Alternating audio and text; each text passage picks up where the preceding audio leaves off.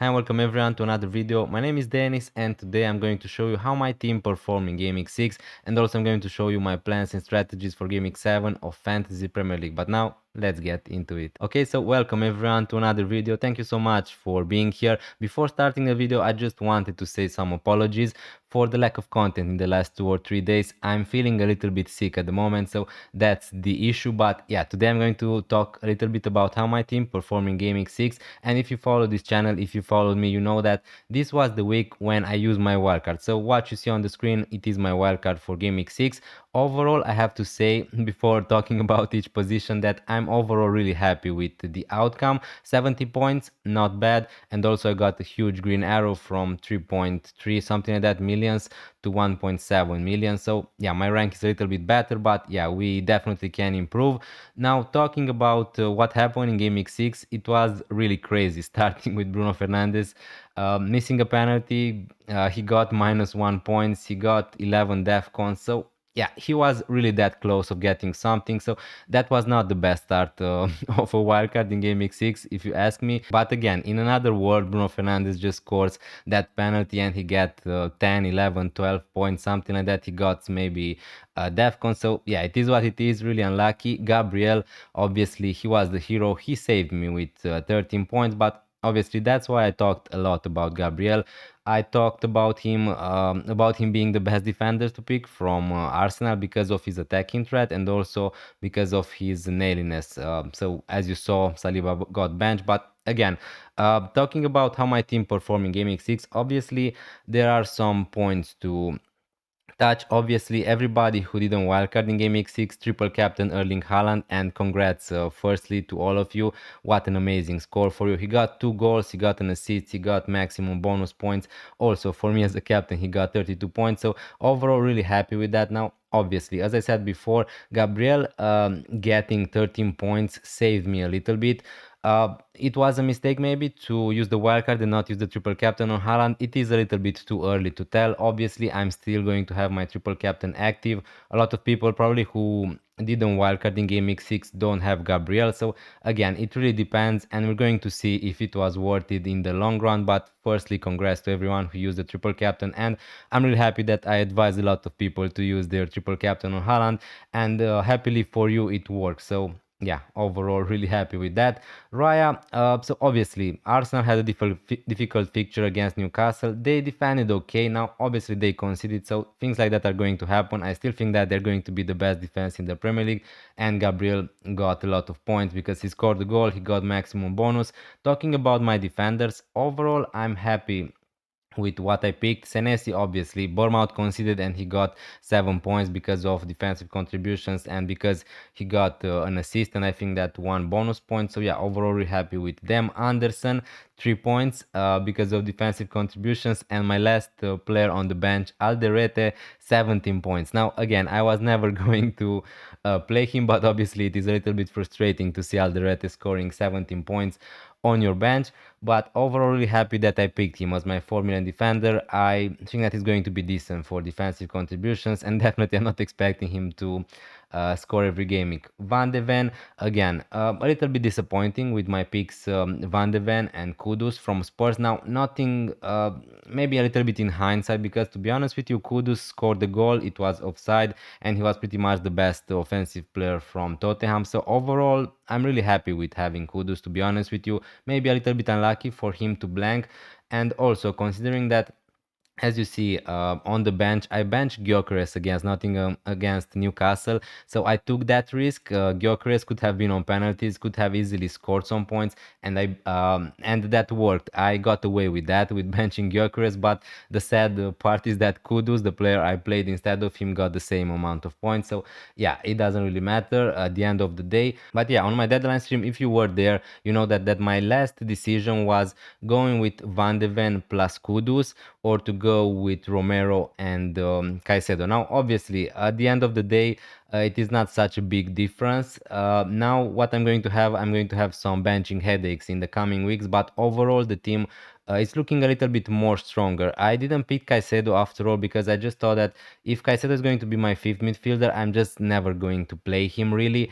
And yeah, to have a player like Caicedo who probably is going to get 3, 4, 5 points every game, it's not great on your bench, right? So now I have a little bit of flexibility. If I want to bench some of my 8 attacking players, I can do that because I have really decent depth there. Njae, again, he blanked. João Pedro blanked, but again, Chelsea in the last 2 games played with 1 minus man, so it is hard to judge. The fixtures are decent for João Pedro, so yeah, Reinders blank. Semenyo, again, he was a lock in my wildcard. He got 7 points. So overall, really happy with how my Gaming 6 went. Now, obviously, I would prefer for Reinders to get something.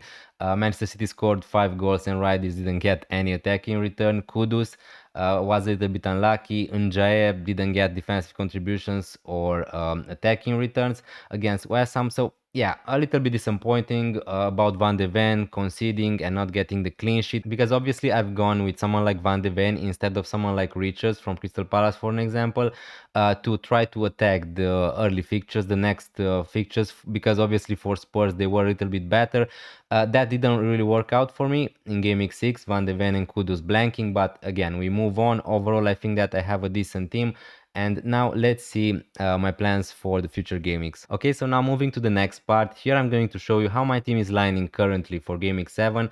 And we're going to do that on the Fantasy Football Hub app. If you want to check this app, you have the links into my description. Now, obviously, you know, guys, I wildcarded in Gaming 6, right? So again, I wildcarded in Gaming 6 with a plan in mind. And as you saw before, I have 0 money in the bank. I have just 1 free transfer. And obviously, the plan really from now on is to try to roll some transfers, to try to be a little bit more flexible, because a lot of things are going to change. We just saw how many things change in just 6 gamings, and you need to be flexible. So yeah, the plan obviously for Gaming 7, again, I'm going to roll the transfer. If any other injuries are not going to appear, I'm just going to roll the transfer in Gaming 7, because if you look at the screen, my team is looking decent for Gaming 7. Now, this is how they are wanting me to line up. Again, I will have to make some decisions here.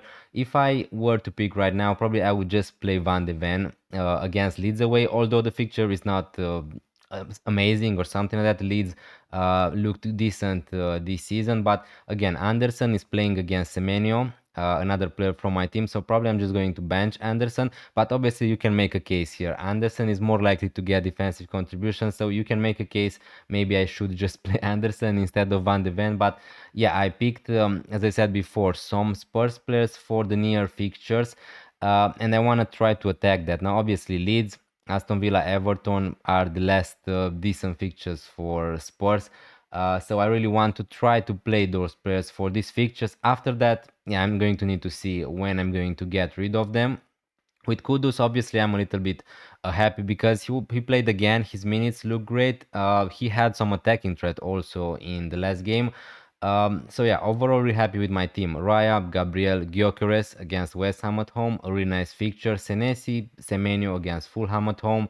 Haaland and Reinders against Brentford away here. Again, as you can see from the screen, my only player which I'm not really happy playing is João Pedro. He's going to play against Liverpool at home. Now, again, I'm not real sure if I don't want to play João Pedro. We need to see if he's going to be fit for that. We heard some news about his fitness, but again, probably he's just going to be fine.